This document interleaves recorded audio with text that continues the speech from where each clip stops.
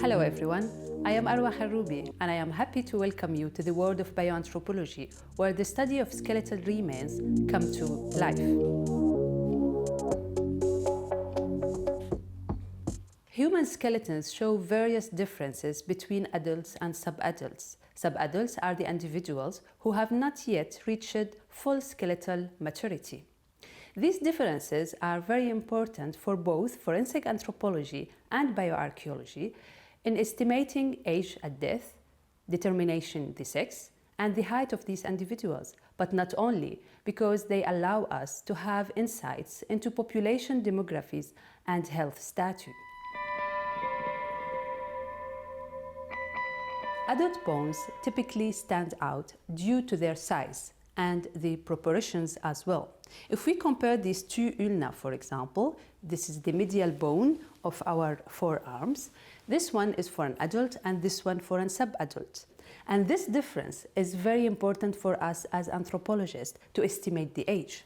For example, if we take the maximal length of this ulna, and then I will compare it to references, then I can estimate the age of death of this individual at 1 to 2 years old. Examining skulls will add another layer of our understanding in human skeletons, which means if we look at the skulls of a subadult and then another skull of an adult, we see not only the differences in size, but also in the suture. These sutures, in the beginning, they are opened. That's why a skull of a subadult will be composed of several different bones. And you might be familiar with the term fontanelle, that we see it in babies, that it will close in time, because in the beginning, it's very soft bones. While these sutures are going to be our key to estimate also the age at death for the adults, because with time they will close and sometimes they might even disappear.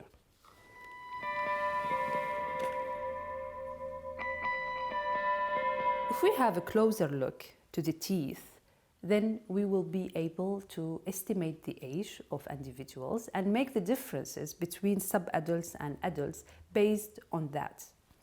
Not the size this time, but more the development. Because as you know, we are all born without teeth, but our teeth are hidden somewhere in the alveoli, which means that with time, we will start to have our first set of teeth, which is the milk teeth, or we call them the baby teeth, or the deciduous teeth. With time, the permanent teeth will emerge. And that's why sometimes we have what we call mixed dentition, which means that we have the baby teeth, but at the same time, we have the permanent teeth. And this development is a key word for us as anthropologists to estimate what we call the dental age, which means that for the subadults, it's relatively easy to estimate the age because we have this development and we have this mixture between the milk teeth and the permanent teeth. But once we are adults and we have what we call the full set of permanent teeth, then it's becoming challenging for us to estimate the age of death for these adult individuals because the development is completely full. And we don't have any arguments to say at what age this individual has been died based on the teeth.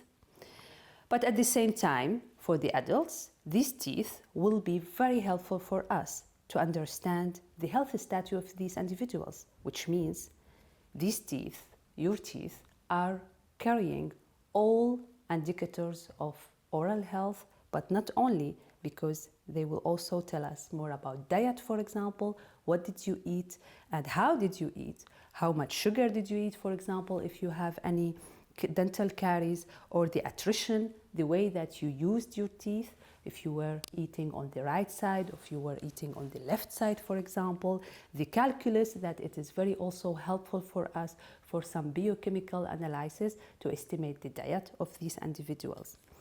And with time, life will continue and you will end up without teeth as you were born.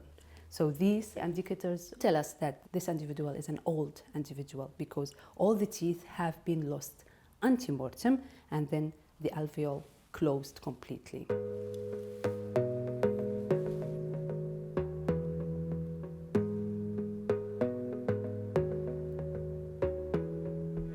Subadults and adults are also different based on what we call the growth plates. Growth plates are the bones that with time will fuse in the ends of the long bones on the proximal and distal ends.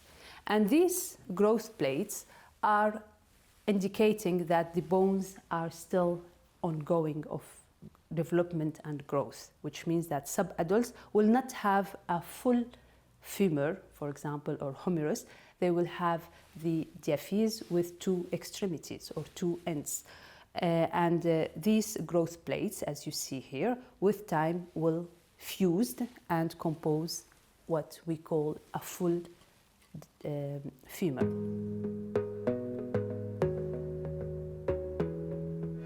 Another argument to make difference between subadults and adult skeletons is the signs of using your skeleton. And some of these can be seen on long bones or on the sacrum or on the pelvic or on the vertebrae. These are the signs with what we call them the degenerative joint diseases, which means that we use these bones because we spend more years of our time working or living longer than the subadults, of course, that we will not see these signs on their skeletons. Another thing is on the teeth. For example, the dental caries, it's also signs of lived longer than the subadults, or the attrition, the dental attrition, of course. It is something, it means that we used our teeth more and more with time, which means that we can say that this individual has lived longer than this individual.